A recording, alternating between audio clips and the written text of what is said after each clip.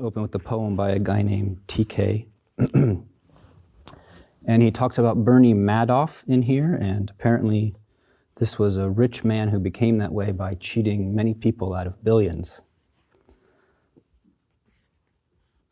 In the village of the Fontaine des Vaucluse, in the Luberon mountains of Provence, the Sorgue River flows to the surface in a perfectly smooth, clear crystal pool.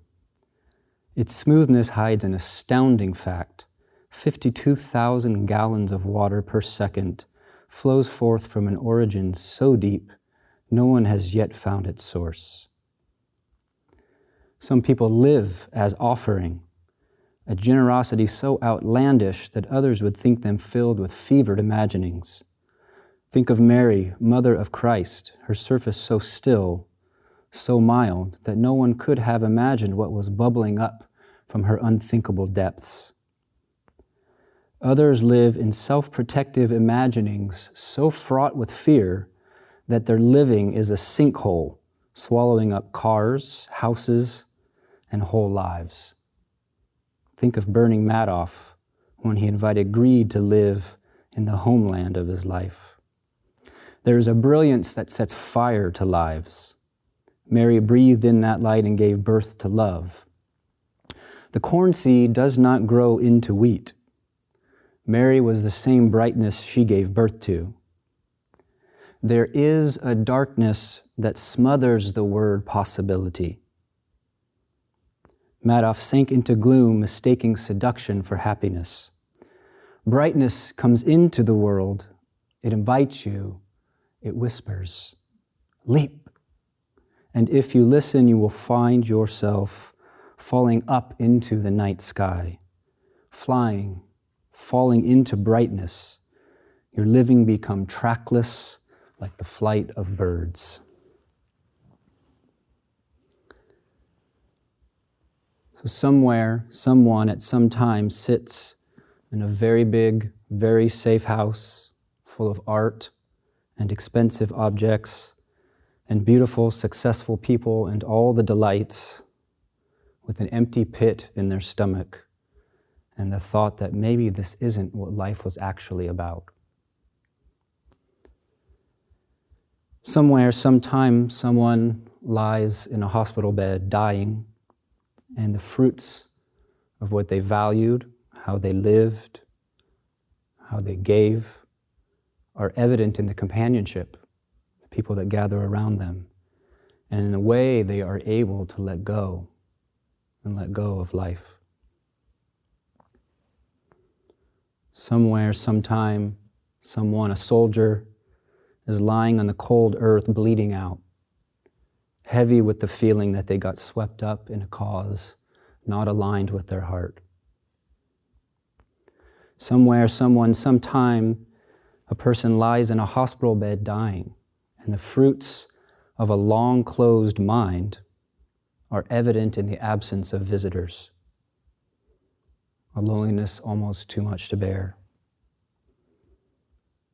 Somewhere, someone, sometime laments that the people around them don't love them more, do more for them, and recognize all that they do, so even their labors that look like kindnesses become tainted. Someone somewhere discovers that relationships, someone somewhere sometime discovers that relationships are not a place to extract love, but a place to practice it, and everything changes. Somewhere, at some time, someone is praying that they could be sitting in a place just like this, doing a practice just like this. Somewhere, someone sits and autumn colors effortlessly fill their eyes. Food arrives gifted on a table, breathing fragrant air, their bodies tingling with an undeserved vitality.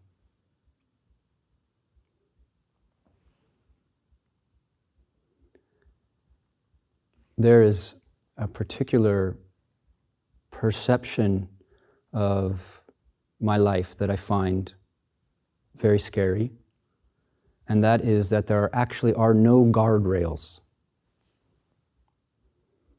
There's no track given that I'm slotted into.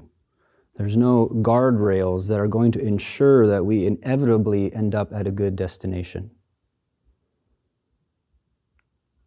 We're free, or rather we're becoming conscious that we're free to evolve or devolve, to go left or go right, forward or back.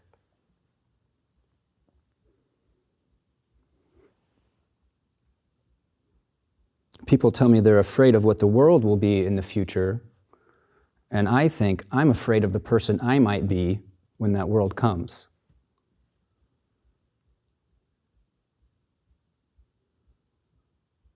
We're free, or rather we're becoming conscious that we're free to evolve or devolve, to go left, to go right, forward or back.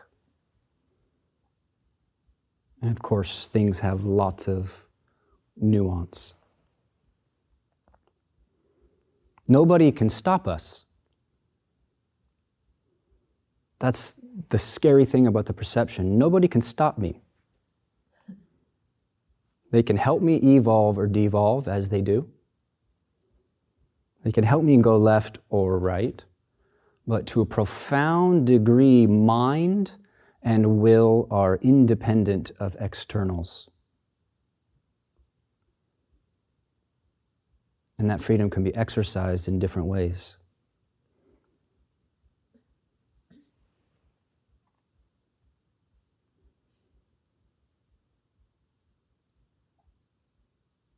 So within the context by which we exist, we are contextual beings. Within the ingredients we find ourselves with, we can cook poisons. When we get really honest, we recognize, I do cook poison. I do source poison and consume it. We can cook poisons, we can bake sweet cakes. And in reality, we do some of both.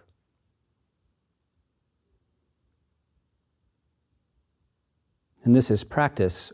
We stop cooking what we see actually doesn't have value in cooking.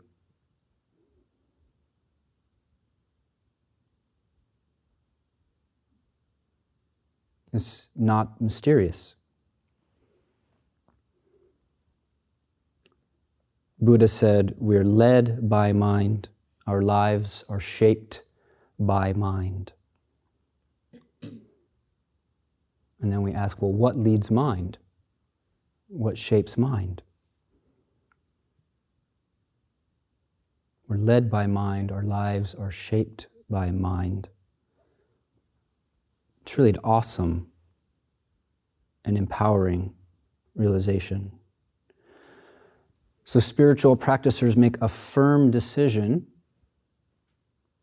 We firmly decide.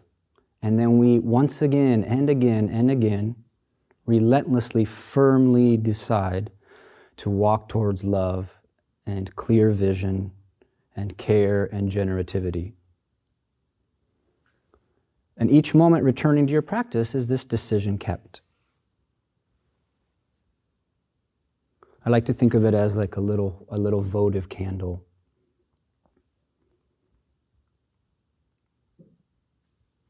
For most of us, it's like a little flame in our hands that we have to protect. It can get blown out pretty easily. We have to protect this flame. Each moment returning to your practice is this decision to walk towards love, clear vision, etc., keeping it lit. Each time you drop the toxic thought, it's that decision keeping the flame lit. Emphasizing with the great difficulty in being a human is keeping this decision lit. Saying thank you. Asking, what am I being given?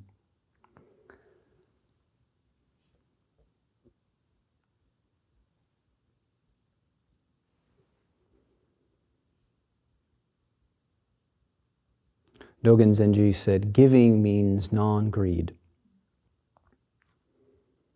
And each act of attending and each act of releasing, of opening, is a gift to the Sangha, is a gift to all our relations.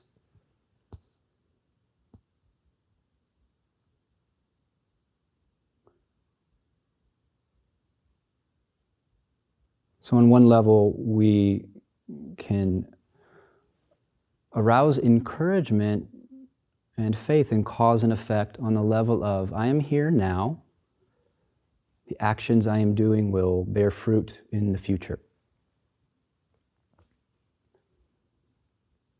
And downstream, future beings that are intimate to us, beings that are intimate to us, perhaps even beyond what we consider our physical lifespan, are impacted by this moment's efforts, by this moment's state of being. If you think of lineage, it's like in Japan and maybe other Asian countries, they have this tradition of putting paper-lit lamps on rivers at certain times of the year, and they float downstream. That's what the ancestors did for us. They put a lamp on a river, and somehow it showed up in Klatskanai. Downstream, future beings intimate to us. Giving means non-greed. This is practice. It's like, think of the starlight that meets your eyes. That starlight, from the star's point of view, was emitted, 10,000 years ago?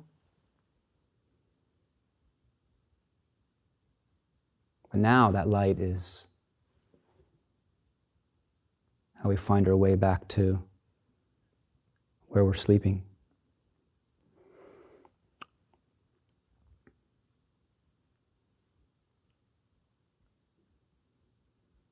Even in the ordinary material view, we can appreciate cause and effect, neuroplasticity, the retraining of the nervous system. Each act of attending, releasing, of opening, of giving reshapes the brain body of ourselves. In the case of giving, it reshapes the other. The boundaries are not so clear. So brick by brick and beam by beam, we build a temple. And there's all kinds of delays and permits you don't want to get, and unexpected visitors and challenges. And the building is love, therefore the building is the temple. If you don't want to be hassled, if you're not willing to get aches and pains or break a sweat, you don't get a temple.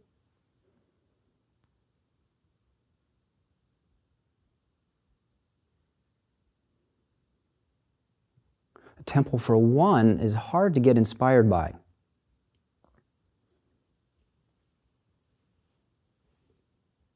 You're not going to find that your neighbors are super eager to come pitch in at your house for your private jacuzzi you're not going to invite them to. Unlikely to happen. But a temple for all beings subtly calls forth inspiration. You coax, you tap energy. Sometimes subtle, sometimes not so subtle. We have to test this out. Aspire to build a temple for all beings and see what happens as we really engage from that place. Of course, Great Vow Monastery is a testament to a temple for all beings calling forth inspiration.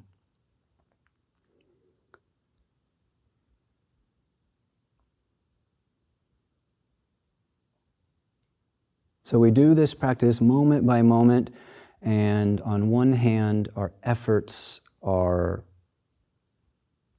lamps put on a stream.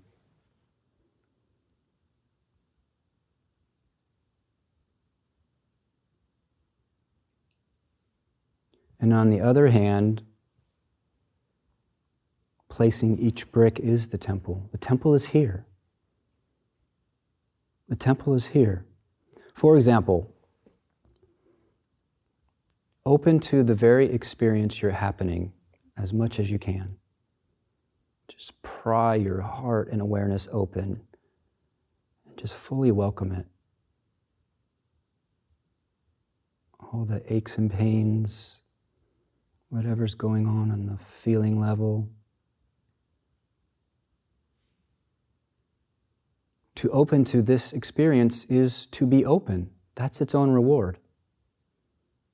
If you open, you are open. When you let go, the fruit is immediate. It's not later. Love's texture is its own reward. When you have the mind of how can I, without trying to get noticed, be of service, that's its own reward because you're relieved of that pit in the stomach of self-centeredness.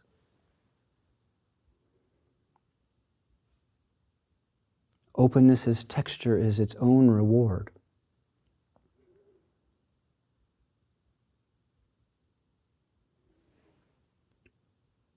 Dogen also said, non-greed means not to curry favor.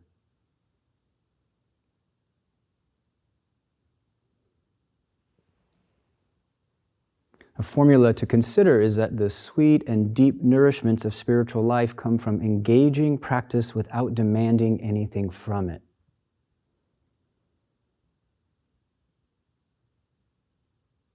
Engaging practice without demanding anything from it.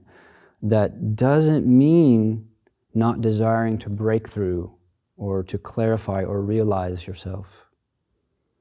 It means folding that desire in as an energy rather than a fixed idea on a fixed timeline. It means giving up It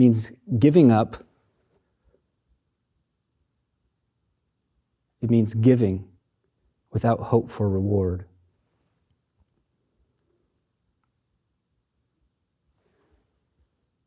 There are no guardrails.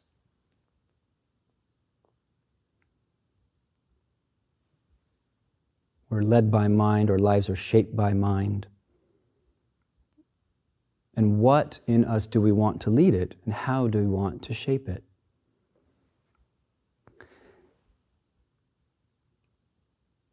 It's, I think, very important to emphasize that the faces of gratitude are not limited to a feeling wave of one sort or another. I can imagine somebody is here saying, well, I went to gratitude session and I felt very ungrateful. There was no brown sugar at breakfast and there are no causes for happiness in this place.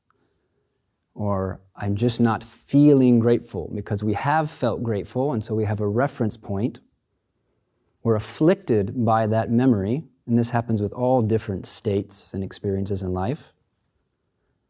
We're afflicted by it because it's now the new reference point. Oh, I'll be grateful. I know gratefulness when I feel it. And we become ungrateful that we're not grateful. The same is true of love. Love is not a feeling. If love was merely a feeling, what a pitiful thing. Feelings move through us just like electricity. We can coax them forth again, but love is not a feeling.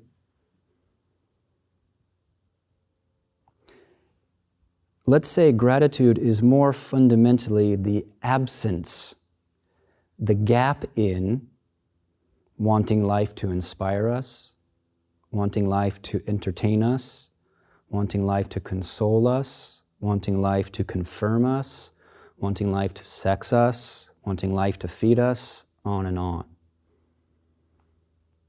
Gratitude is the gap in all these different flavors of wanting life to do something it's currently not doing.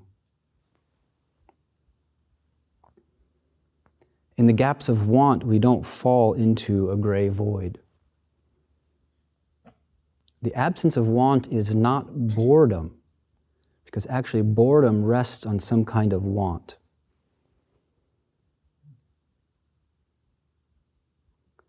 I remember as a teenager, I went into a spiritual bookstore to get some incense to cover up the smell of marijuana in my room so that my mom wouldn't know what I was up to.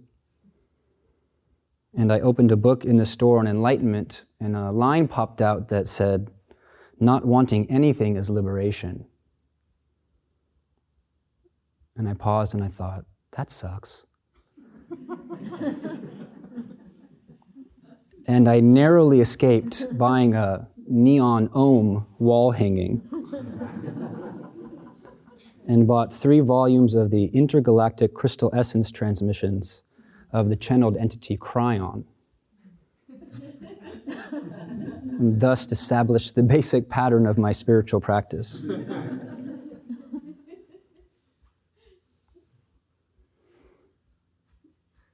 Not wanting anything is liberation. Not a very sexy slogan, but one to check out.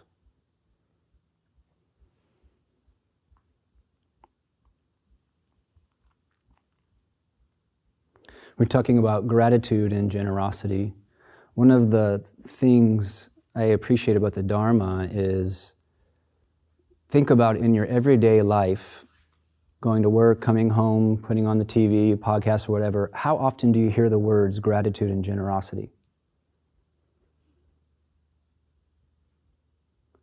So even just to name the beautiful reminds us and brings forth the beautiful.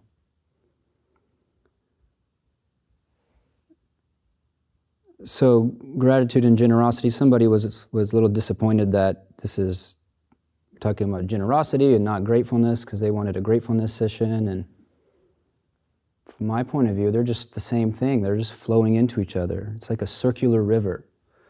They cause each other. When we're connected to being's abundance, to being's richness, made possible only by gaps in want, then we hold on to things less tightly. And we give in different ways. For example, without contrivance, out of your sincere zazen, true and beautiful things will come out, like Hakuin is telling us in the evening. Out of your sincere zazen, true and beautiful things will just come out, and you might be surprised. If you don't cork yourself up, it will just happen. Because we're thawing the ice cube. We're moist and we're able to moisten.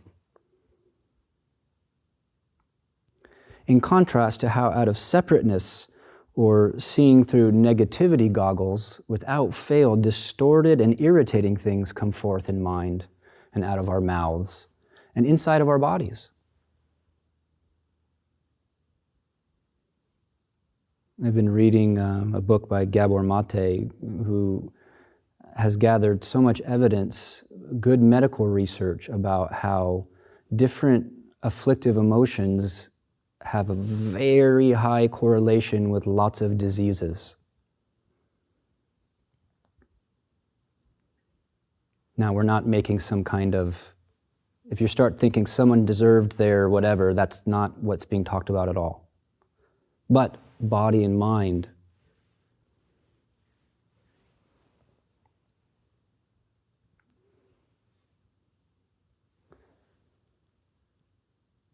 Just to touch on a parts view around gratitude.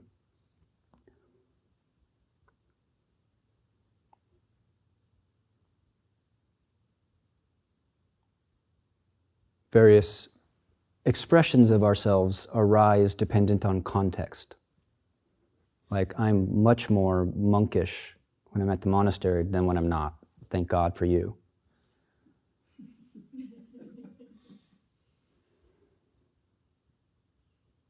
In this session where you're hearing gratitude, gratitude, gratitude, there might be part of you going, oh, fuck, I'm not grateful. This sucks. My life is, I have nothing to be grateful for.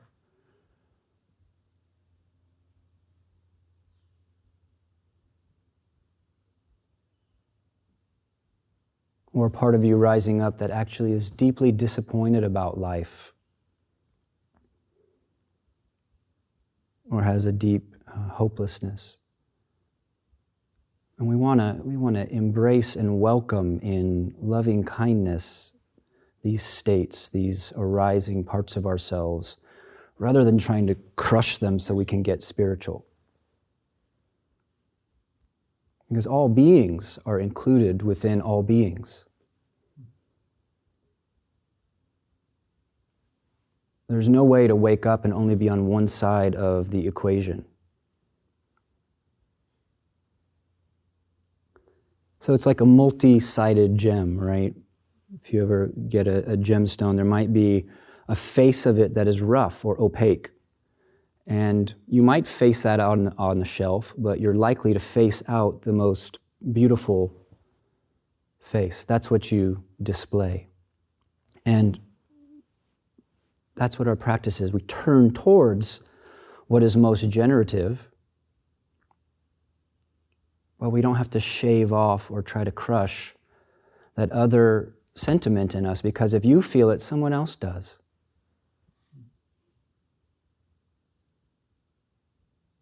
You can't experience a state of mind that's not shared. And so, embracing what arises is a means for empathy. Yeah, I know what it's like to feel like there's not a single damn thing to be grateful for in this world. I can resonate with that. Right? But it's not our whole truth. So this is leading mind, this is shaping mind, this is shaping life. I'm going to continue some with Dogen Zenji, who's so eloquent and deep that nobody but Dogen Zenji ever understood Dogen Zenji. But that's okay. So he left off by saying, even if the gift is not your own, there is no reason to keep from giving. The question is not whether the gift is valuable, but whether there is merit.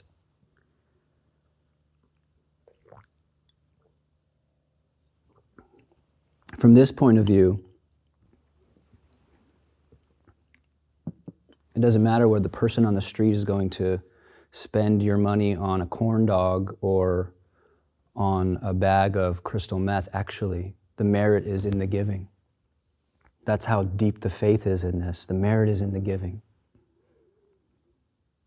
The giving is the teaching. The giving is the waking up together in that moment. That's a controversial point, so if you don't agree, that's fine. Dogen continues, when you leave the way to the way, you attain the way. You leave Tao to Tao, you attain Tao. At the time of attaining Tao, Tao is always left to Tao.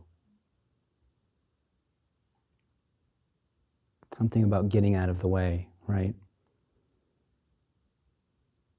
There's an art in our practice to doing the groundwork, the settling the mind, the coming into intimacy with the shape that we are, and then leaving the way to the way. Because you and I are not doing awareness. We're not operating these eyeballs. We're not receiving these sounds. We're not beating this heart. We're not breathing this breath. And frankly, most of these thoughts just appear. You could say, well, they appear in my mind, but what is that mind? If you look, and I recommend really looking, all you'll find is stainless bright space.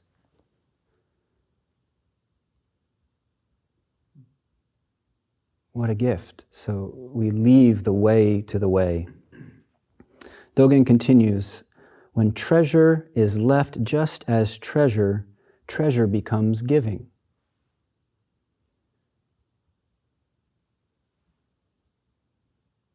Some of this is so pregnant with inquiry potential. I don't want to say anything, I'll just ruin it. When treasure is left just as treasure, so don't think of like pirates. Just think of good stuff. When good stuff is left as good stuff becomes giving. You give yourself to yourself and others to others. That's what we're doing in our sitting practice. We're giving ourselves to ourselves and others to others. It's easier to recognize the benefit of doing something. Partially that's our materialistic bias. The people who we laud make things and move around matter in ways that we find pleasing and helpful.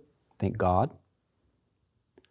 But it's harder to see that not doing things is just as generous in hidden ways. Holding your tongue. Letting somebody go through what they're going through. Not interfering, letting the way attain the way. You give yourself to yourself and others to others.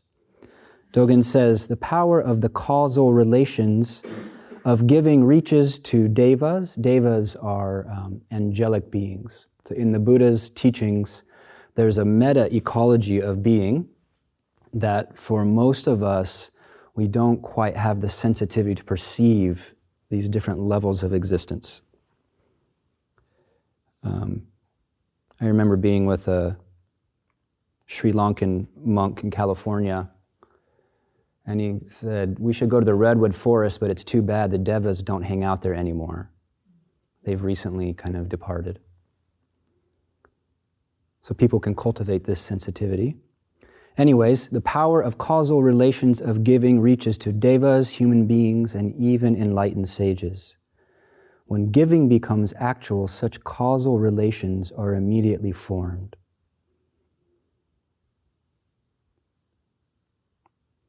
When we begin to be generous, we are lighting up the circuit of generosity. That bright, open-handed heart, and that's one bright, open-handed heart. It's the same one of the Buddha. It's the same one of your grandmother.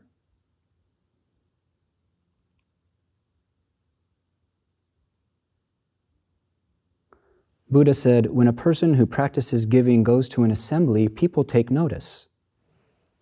You should know that the mind of such a person communicates subtly with others. I was thinking, this is not like knowing which parent to tell what you want for Christmas, because you know they have poor financial habits. You should know that the mind of such a person communicates subtly with others. I have a bone to pick about needing science to prop up Dharma. I don't think we need science to prop up Dharma, but there is good research that an open heart has an electromagnetic field that is perceptible. There's good research to show how what actually helps in a mentor and mentee relationship or in therapist and client is one open nervous system, settled, attuned, balanced, resonating like tuning forks with another.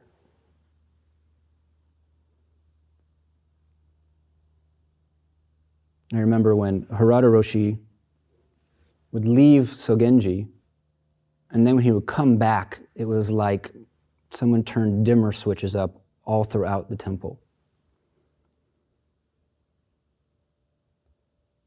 When a person who practices giving goes to an assembly, people take notice. You should know that the mind of such a person communicates subtly with others. The point of this is not to become spiritually shining so that we can impress others.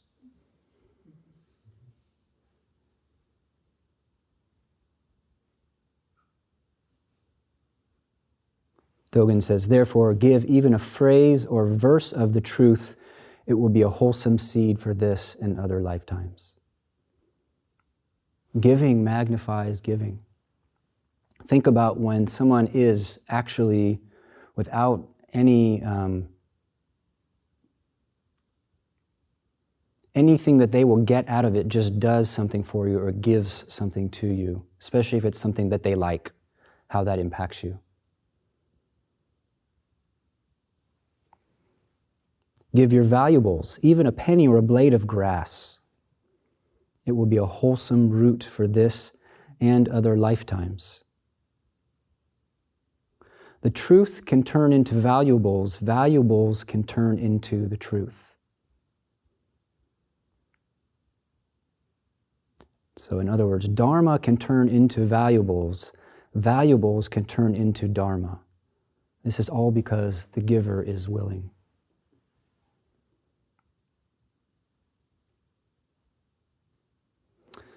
A king gave his beard as medicine to cure his retainer's disease. I think a long time ago in India, a beard was a really good thing to have. And if you were royal and you gave away your beard, that's a very big deal.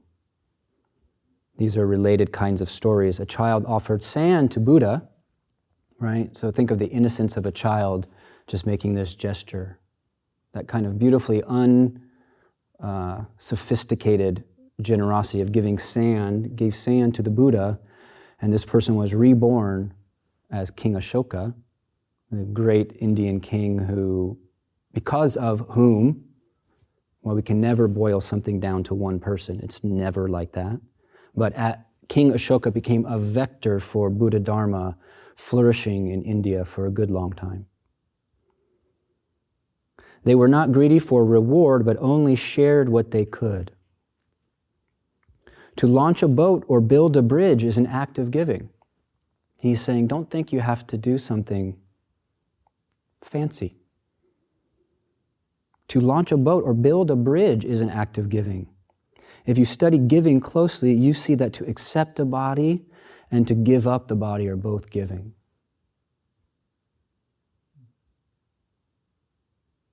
Just this life is generosity itself.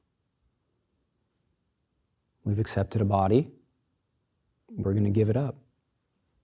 It was given, we're going to give it back. Making a living and producing things can be no other than giving.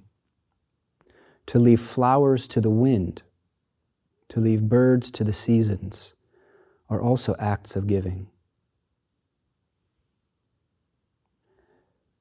One of my practices is to walk through the forest and try to become sensitive and quiet enough that I can detect where mushrooms are. You can kind of get into Elvic consciousness. Elfic, not like Elvic, like Elvis, but Elfic consciousness. And when I first started doing this, even when I lived here, I'd just bring back these buckets of these rotting, smelly things in my room and like put them on a table and have a table full of smelling, rotting things that I felt so compelled to gather. But now, even if it's a medicinal mushroom, I like to practice at least once, just leaving it there. Just leave that reishi on the log. Or I do that in record stores. I'm going to be reborn as a hungry ghost, like a big giant record store with only like ABBA reissues or something. And I go into record stores and I'm immediately competitive. I'm looking around and I can see like the guys who know how to flip really fast. I'm like, I know what they smell like. And so the way I practice with that is if there's a record that I want, sometimes I'll just leave it. Because they won't have good enough taste to get it anyway, so I just come back a little bit later. But to leave flowers to the wind is an act of giving. Dogen continues, King Ashoka was able to offer enough food for hundreds of monks with half a mango. People who practice giving should understand that King Ashoka thus proved the greatness of giving. In this kind of mythic consciousness, there are teachings that our rational mind just can't grasp. For example, in the Vimalakirti Sutra, you hear about Vimalakirti's hut, which was like the size of a tatami mat or something, and 10,000 bodhisattvas were able to hang out in there and have tea. And you think, well, that's just kind of, this is why I don't like religion. Come on, God, you didn't take 7 days. It was millions of years before there was even oxygen, or whatever your thought is. But mythic consciousness, that's a koan. Food for hundreds of monks with half a mango. People who practice giving should understand that King Ashoka thus proved the greatness of giving. Not only should you make an effort to give, but also be mindful of every opportunity to give. Now, if I could sit down with everybody who has the pleaser as a tendency and talk to them about this, I would love to do that. That's more than we can get into in Sesshin. And yet, maybe even the giving that comes from the pleaser, I think Dogen is saying, still will bear great fruit. Not only should you make an effort to give, but also be mindful of every opportunity to give. You are born in this present life because of the merit of giving in the past.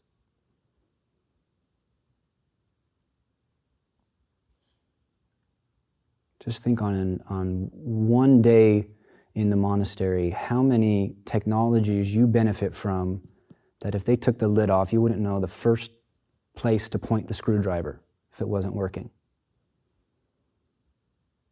Think of how many of us would flee if the heat failed. Who made these clothes? Who wrote these texts? Who manufactured this heated bamboo floor? You are born into this present life because of the merit of giving in the past. And of course, not to mention our parents. Or in other words, we should dwell on our parents. Buddha said, if you are to practice giving to yourself, how much more so to your parents, wife, and children? Therefore, you should know that to give to yourself is a part of giving. To give to your family is also giving.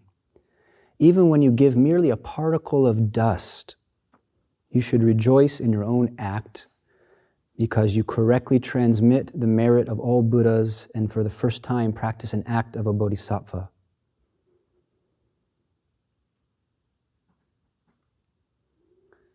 The mind of a sentient being is difficult to change. Pretty evident, right? The mind of a sentient being is difficult to change. You should keep on changing the minds of sentient beings. From the first moment they have one particle of the Dharma to the moment they attain the way. And this should be started by giving. For this reason, giving is the first of the 6 perfections.